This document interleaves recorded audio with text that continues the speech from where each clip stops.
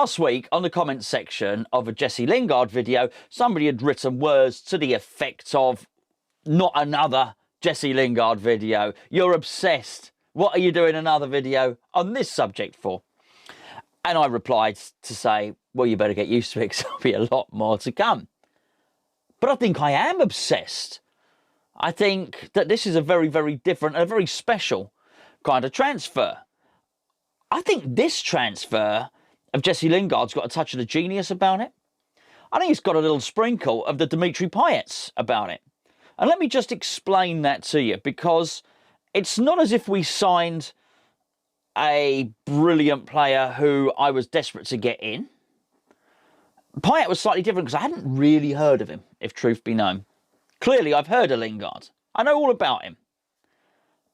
But I think it's fair to say that he's a lot better than I thought he was. I think it's probably hard to shine sometimes amongst that plethora of players that Manchester United have got. But I'd seen him play for England and seen him played well. Maybe I hadn't given him the credit that he deserved. And certainly he had shone, looking back retrospectively, he had shone in the Manchester United team. But I didn't think the player we were getting was as good as he is. If you remember on transfer window day, I welcomed him. I said, well, it may well work out. I don't know what Moyes has got in mind for him. I don't know what the plan is.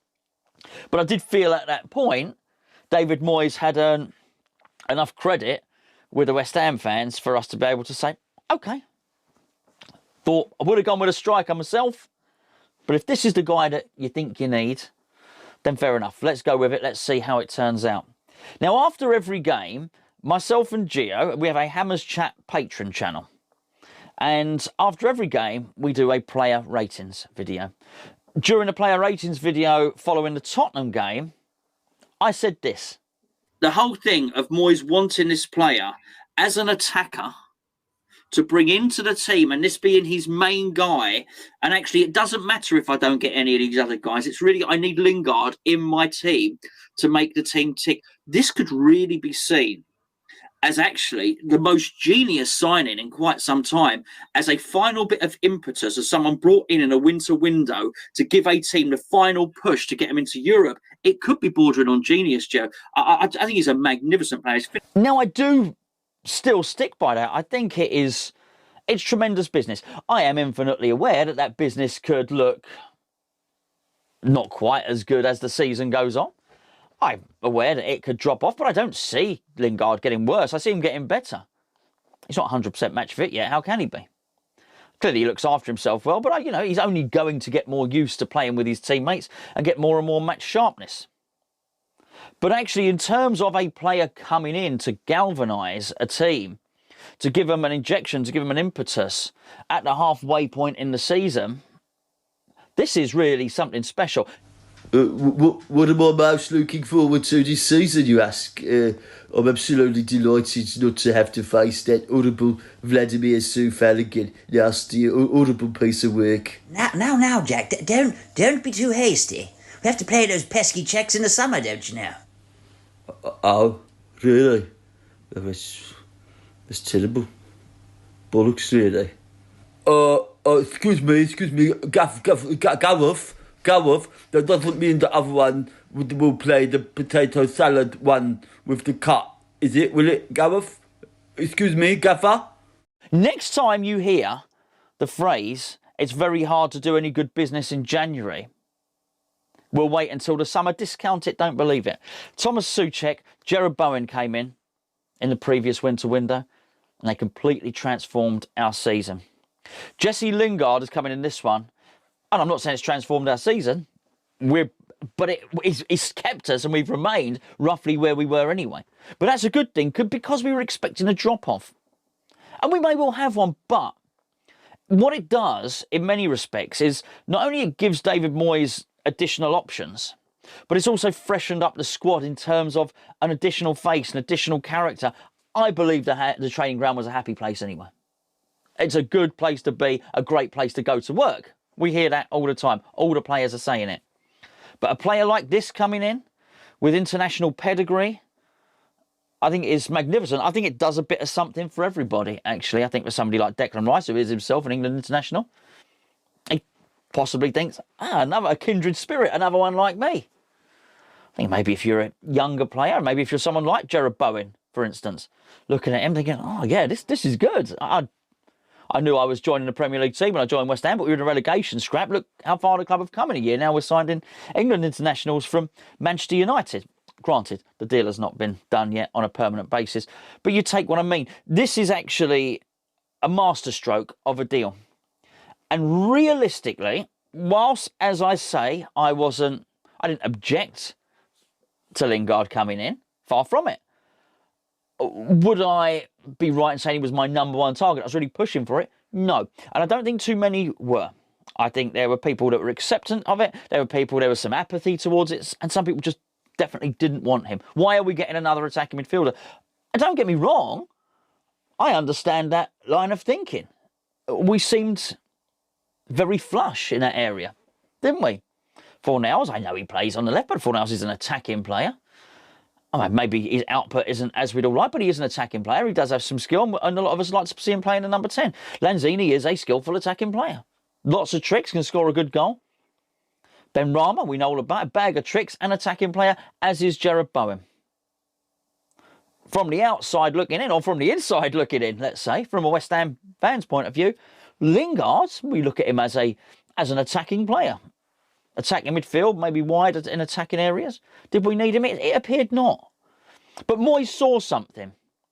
Moyes knew that he could bring something additional. And you've got to hand him credit for that.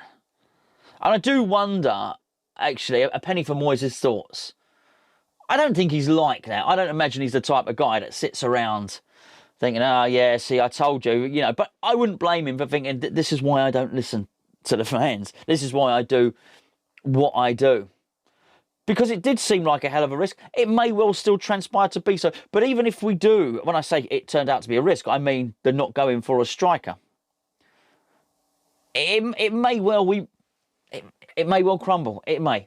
But I think even if it did, I think everybody would now concede that actually the Lingard transfer was one for us to go for. And all I would say is there aren't many players who you could think of that would have the impact that he's had.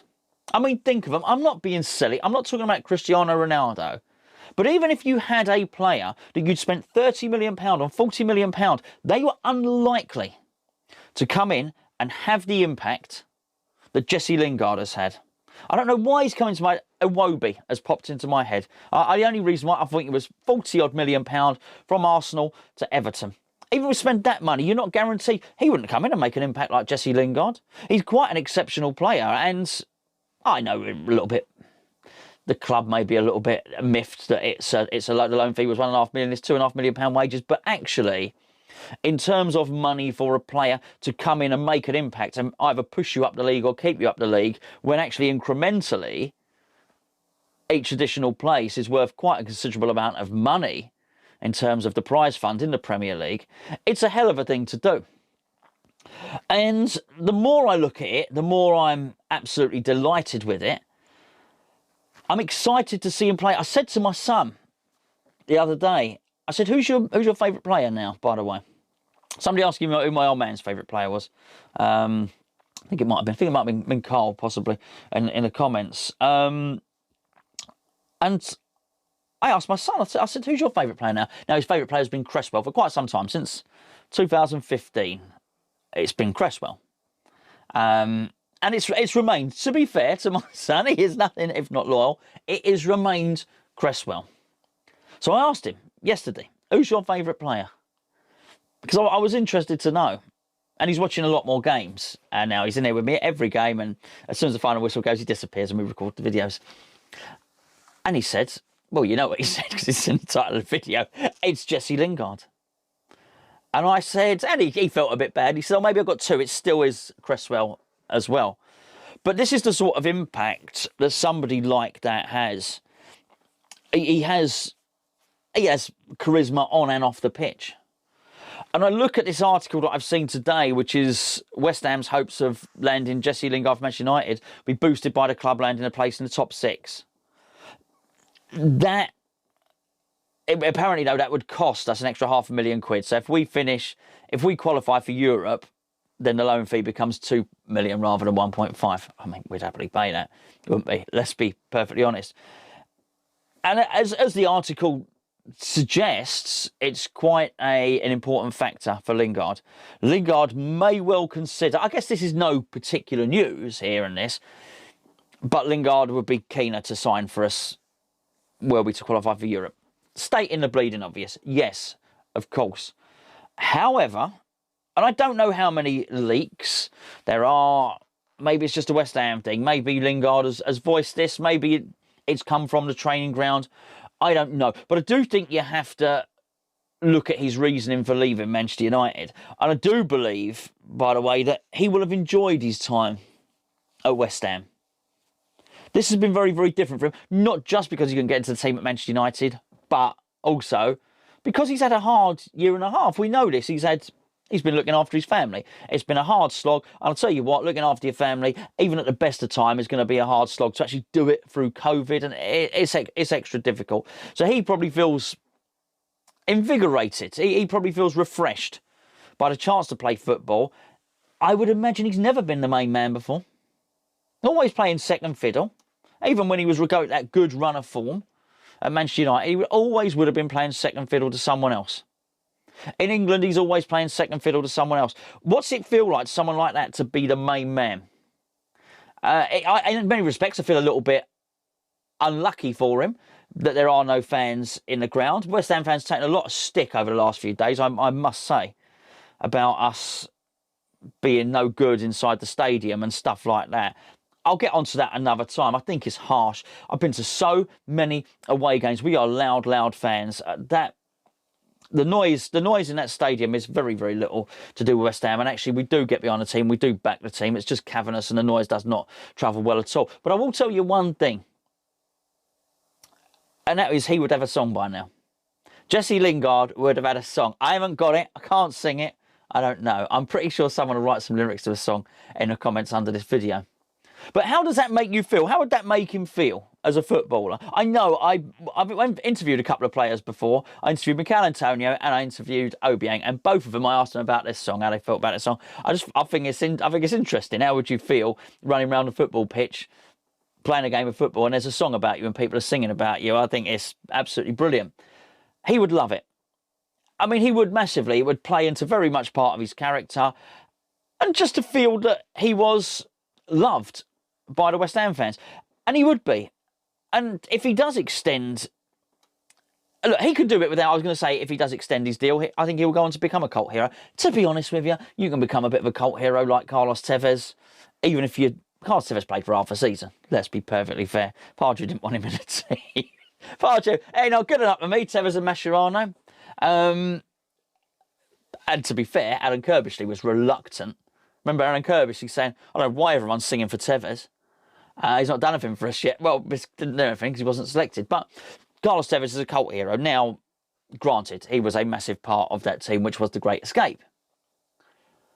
But Jesse Lingard could be a massive part and could be seen as the catalyst for West Ham getting into Europe, or West Ham having their highest placed Premier League finish. Everything is classed as Premier League, of course, rather than when it was just the league, basically, the Championship. But everything is defined in those sort of more recent terms.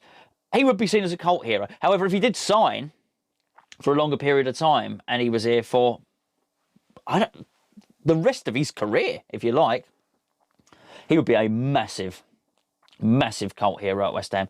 He would be a legend. I mean, these are really exciting times. And there are a lot of factors. And this is the thing, you're going to need all these factors. If what you're going to do is push to get into Europe, you can't rely on just one player playing well. You know, so I'm not going to credit Jesse Lingard with getting us into Europe. I mean, Ogbonna has had a fantastic season. Mikel Antonio has had plenty to do with it. Declan Rice has been nothing short of sensational. And Thomas Souček has been arguably the best goal-scoring midfielder in the league, particularly when you take penalties away from it. So there are a lot of factors.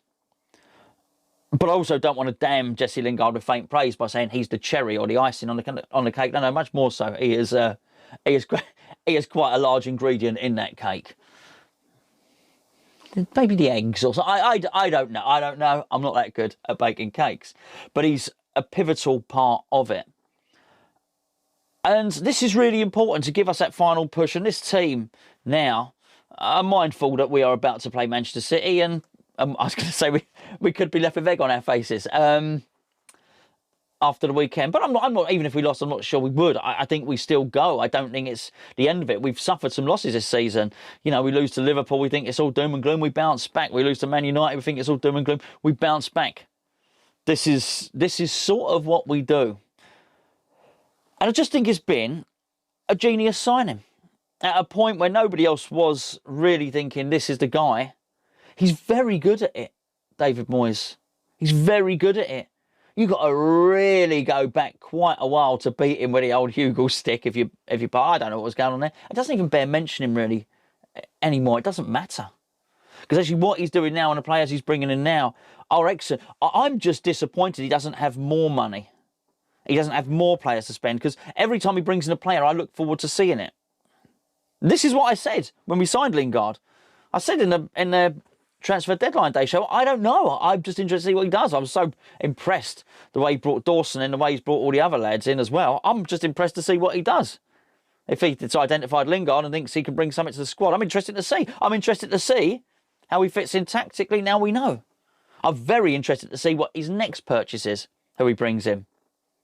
Imagine if he could bring in 4 or 5 players. I would really think it would be quite an exciting thing to behold. But anyway, I think it's genius. I think it's possibly the biggest single lift. I was going to say it's the biggest single lift since Payet in terms of a signing.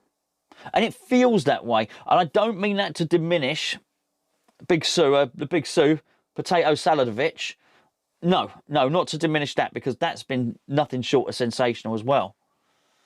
But I just mean, I think in terms of razzmatazz and that sort of thing, and perhaps it's because Souček plays a little bit further back on the pitch, and Jesse, I don't know. I mean, it's great that I don't know. It's great that I'm looking at those two players thinking they are both having a fantastic impact, which they are. But I'm very excited by it. I'm very excited about it. I make no apologies for it. This is another Lingard video. And there'll be a few more coming, I'm sure.